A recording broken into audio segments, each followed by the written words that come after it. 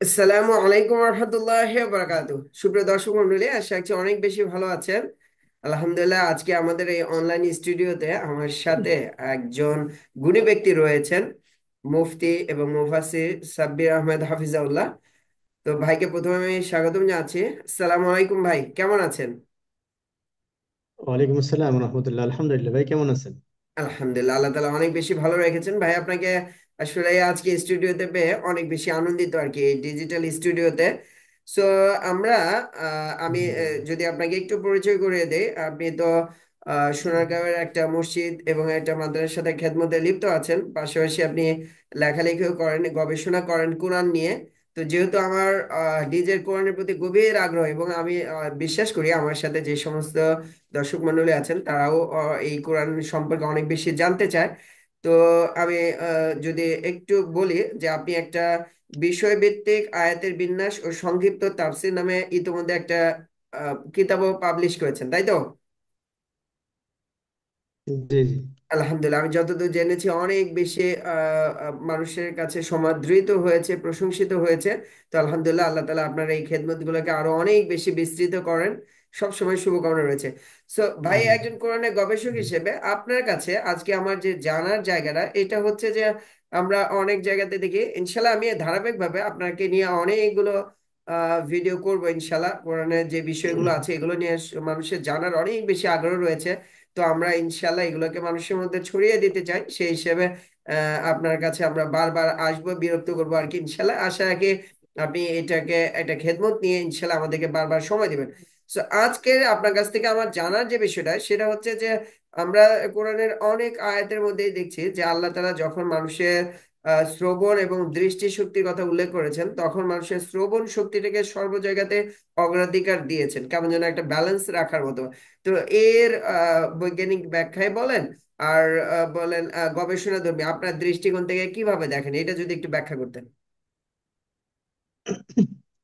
আলহামদুলিল্লাহ। খুবই সুন্দর এবং খুবই যথাযথ সম্পূর্ণ একটা আয়াত।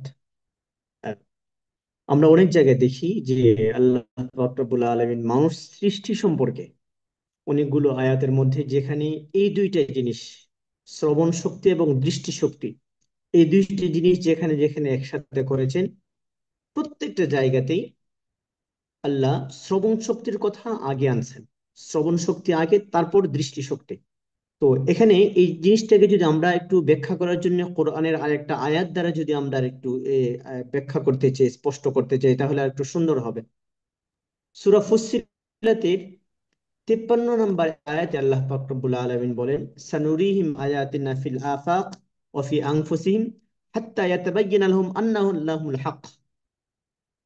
আল্লাহ বলেন যে অচিরেই, সানুরিহিম আয়াতিনা ফিল আফাকি ওয়া ফি আনফুসিহিম, অচিরেই আমি পৃথিবীর বিভিন্ন দিক দিগন্তে, এমনকি আর নিজেদের মধ্যে, তাদের নিজেদের শরীরের মধ্যে এমন কিছু নিদর্শন দেখাবো যার মাধ্যমে তারা এ কথা বলতে বাধ্য হবে যে আল্লাহ সত্য, কোরআন সত্য।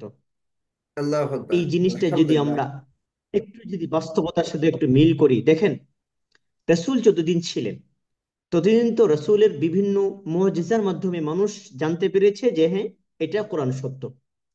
রাসূল চাঁদ দ্বিখণ্ডিত করেছেন, মেরাজের ঘটনা হয়েছে, বিভিন্ন রকম ঘটনা, রাসূলের চলাফেরা, বিভিন্ন রকম গুলা, এই ঘটনাগুলো দেখে মানুষ বুঝতে পেরেছে যে হ্যাঁ, কোরআন এটা সত্য। কিন্তু এখন যখন রাসূলের ইন্তেকালের পরে, এখন আমরা কোরআন যতটুকু বুঝতে পারলাম, আলহামদুলিল্লাহ, মুসলমানরা অবশ্যই নিঃসন্দেহে মনে করে এটা সত্য। তারপরও কিছু কিছু জিনিস তো এমন থাকা দরকার, এই আয়াতের চাহিদা, কিছু কিছু জিনিস এমন থাকা দরকার যে মানুষ নতুন করে বুঝে, নতুন করে ভাবে, নতুন করে প্রমাণ পায় যে কোরআন আসলে সত্য। আমি ওই আয়াতটাকে যদি এইভাবে যদি নিই, যে পৃথিবীর যতদিন টিকে থাকবে কিয়ামত পর্যন্ত, আপনি প্রতিটা দিন, প্রতিটা সেকেন্ড, প্রতিটা মুহূর্ত যদি আপনি চিন্তা করেন যে এই সেকেন্ডে কোরআনের সত্যতার ব্যাপারে কি আমি নতুন পেলাম, আপনি যদি এই সবগুলো গবেষণা করেন তাহলে নিশ্চিত আপনি পেয়ে যাবেন। যেমন আমরা এখন বর্তমানে, আল্লাহ বলেছেন ওফি আনফুসিহিম, নিজেদের মধ্যেও যদি চিন্তা করো তখনও তোমরা দেখতে পারবে কোরআন সত্য, আল্লাহ সত্য। দেখেন, আমাদের যদি যে প্রশ্নটা করেছেন, এই প্রশ্নটার মাধ্যমে আমরা কোরআন যে সব সময়ের জন্য আমাদের নতুন কিছু মেসেজ দেয় এবং নতুন কিছু শেখায়, বাস্তবিক কোরআন সেটা বোঝায়, সেটা আমরা বুঝতে পারি। আল্লাহ কেন বলেছেন যে শ্রবণের কথা আগে বলেছেন, তারপরে দৃষ্টিশক্তির কথা বলেছেন? দেখেন আল্লাহ পাক যে সৃষ্টির যে সিস্টেম, এটা অনুযায়ী আমরা যদি দেখি, আমাদের শ্রবণ শক্তিটা আল্লাহ আগে দান করেন, তারপর দৃষ্টিশক্তি দান করেন। মানুষের ভ্রূণ যখন মায়ের পেটে, যখন সন্তান যখন এই 4 সপ্তাহের ভ্রূণ যখন থাকে, তখন থেকেই এই শ্রবণ শক্তির এটা শুরু হয়ে যায়। দেখুন, যেমন চতুর্থ সপ্তাহ থেকে আল্লাহ পাক রব্বুল আলামিন কানের একেবারে ভিতরের ইনার ইয়ার, একেবারে ভিতরের অংশটা আল্লাহ একটা শামুকের মতো পেঁচানো, পেঁচানো যে শামুক, এই শামুকের মতো পেঁচানো একটা অংশ তখন তৈরি হয়। এটা আস্তে আস্তে বৃদ্ধি হয়, 2.5 গুণ বৃদ্ধি হয় প্রায় 8 সপ্তাহে।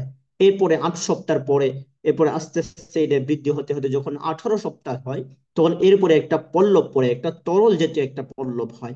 এর পাশে আবার শ্রবণ যদিও কোষ তৈরি হয়।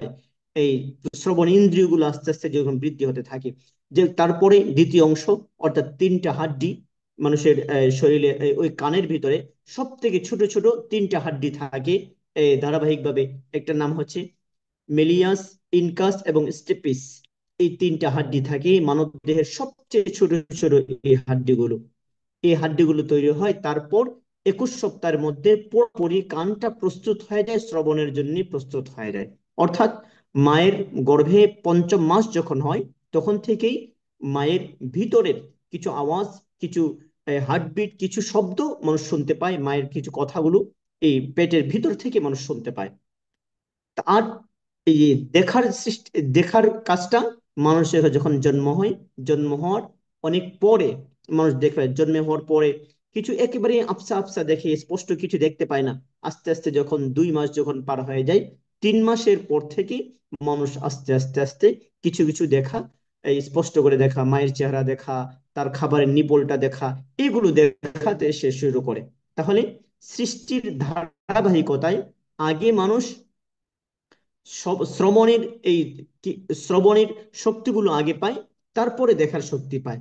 ওই ধারাবাহিকতায় মানুষ এই আল্লাহ পাক রব্বুল আলামিন বলেছেন যে আগে শ্রবণের কথা, তারপর বলেছেন আল্লাহ পাক রব্বুল আলামিন আমাদের দেখার কথা। এটাকে যদি আরেকটু যদি বিশ্লেষণ করি, আমাদের শ্রবণের বিষয়টা যদি আরেকটু বিশ্লেষণ করি, আমাদের এই কানের ভিতরে কানটা হচ্ছে 3টা স্তরে আমাদের ভাগ করা। একটা হচ্ছে বাহিরের অংশ, যেটা আমরা দেখতে পাই এবং ধরতে পারি। দ্বিতীয় হচ্ছে ভিতরের অংশের 3টা হাড্ডির কথা বললাম।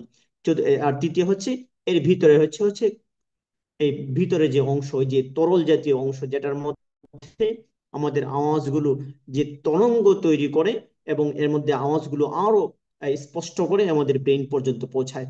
সেটা আসলে লম্বা আলোচনা।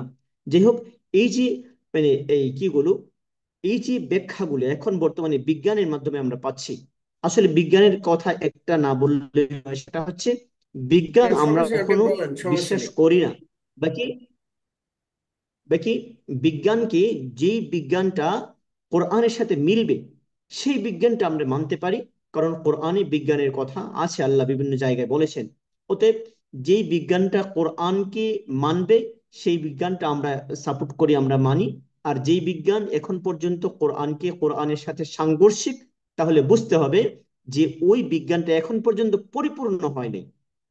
বিজ্ঞান যখন অর্থাৎ হচ্ছে পরিপূর্ণ হবে, আমরা নিঃসন্দেহে কোরআনের সাথে আমরা মিলে যাবে। বিজ্ঞান দিয়ে কোরআনকে বিচার করব, কিন্তু কোরআন দিয়ে বিজ্ঞানকে নয়, তাই তো? যে বিজ্ঞানটা মানে আসলে যদি কোনো আল্লাহ জায়গায় তার যে দেখা যায় বিজ্ঞান, যে যে সায়েন্সের যে জ্ঞান। বিজ্ঞান কোরআনের কে সাপোর্ট করছে, তো সেটা হচ্ছে সঠিকই আছে, কিন্তু কোনো জায়গায় দেখা যাচ্ছে যে বিজ্ঞান কোরআন যেটা বলেছে সেই পর্যন্ত রিচ করতে পারছে না, পৌঁছাতে পারছে না, তাহলে বুঝতে হবে যে বিজ্ঞানকে আরো কিছু সময় অপেক্ষা করতে হবে কোরআনের সাথে মেলার জন্য। জি কারণ এটাই যুগ যুগ ধরে হয়ে জি জি, আসছে। হ্যাঁ। বিজ্ঞান হয়তো বা কোরআনের এগেইনস্টে জি জি কোনো একটা পয়েন্টের কথা বলেছে, কিন্তু কয়েকদিন পরবর্তীতে দেখা গেছে তাকে আবারও সেই কোরআনের কাছেই ফিরে আসতে হয়েছে। জি জি, হ্যাঁ, নিঃসন্দেহে সঠিক বলছেন। মাশাআল্লাহ, মাশাআল্লাহ। বিজ্ঞানের কিন্তু প্রাথমিকভাবে অনেকগুলো দিকগুলো, অনেকগুলো ছিল যেগুলা কোরআনের বিরোধী ছিল। আস্তে আস্তে আস্তে সময় যেতে যেতে যেতে যেতে যত যাচ্ছে, আস্তে আস্তে কিন্তু এই বিজ্ঞানটা কোরআনের কাছে ধরা দিতে, কোরআনকে মানতে বাধ্য হয়েছে। এজন্যই আমরা বলি যে কোরআন বিজ্ঞান তো আসলে বাস্তবিক, কিন্তু এটা এটা পূর্ণতা পায় না। যখন কোরআনের সাথে মিলে যাবে তখন এটা নিশ্চিত এর পূর্ণতা পাবে। আর যখন কোরআনের সাথে মিলবে না তখন বুঝতে হবে যে এটার আরো গবেষণা বাকি আছে। যখন চূড়ান্ত গবেষণা যখন হয়ে যাবে, এটা নিশ্চিত কোরআনের সাথে মিলে যাবে। আসলে শুক্রিয়া ভাই যাই হোক, যে আমাদেরকে কথাগুলো সময় বলছিলাম, দিলেন আমরা। আমাদের জি, কিছু বলতেছিলেন?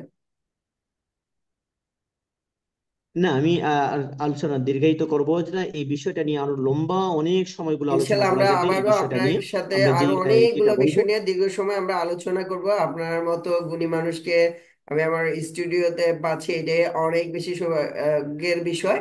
তো আজকে তো অনেক রাত হয়ে গেল, তো ইনশাল্লাহ আমি আবারও আপনাকে আরেকটা বিষয় নিয়ে আরো অনেকগুলো এপিসোড করবো ইনশাল্লাহ। তো সুপ্রিয় দর্শক মন্ডলী, আজকের বিষয়টা এখানেই।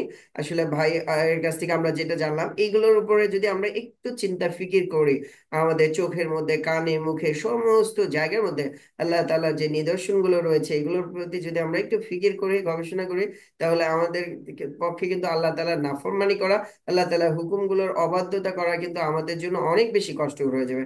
এই জন্য আমাদেরকে আসলে আল্লাহ তাআলার বড়ত্ব, আল্লাহ তাআলার আর যে হুকুম আহকামগুলো আছে এগুলো সম্পর্কে জানতে হবে এবং আমল করতে হবে। সো আজকের ভিডিওটা এখানেই শেষ করছি। শীঘ্রই দেখা হবে অন্য কোনো এক ভিডিও ক্লিপে, অন্য কোনো একটা নতুন টপিক নিয়ে। সে পর্যন্ত আল্লাহ তাআলা সবাইকে ভালো রাখেন এই প্রত্যাশা রেখে আজকে এখানে বিদায় নিচ্ছি। আসসালামু আলাইকুম রহমতুল্লাহ।